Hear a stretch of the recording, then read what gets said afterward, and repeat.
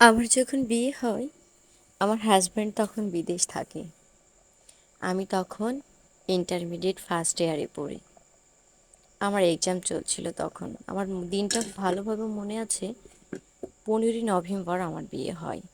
সেদিন রবিবার ছিল। তো আমাদের মোটামুটি মোবাইলে কলমা হয়।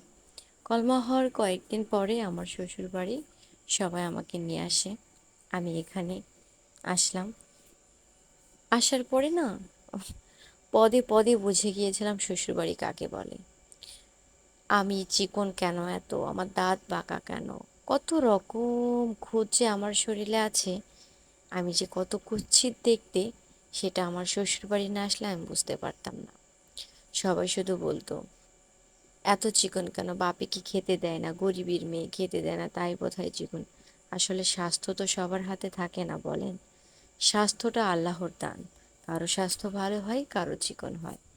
আমি একটু চিকন হওয়াতে হয়তো বেশিই আমি শ্বশুরবাড়িতে হেনস্থ হয়েছি।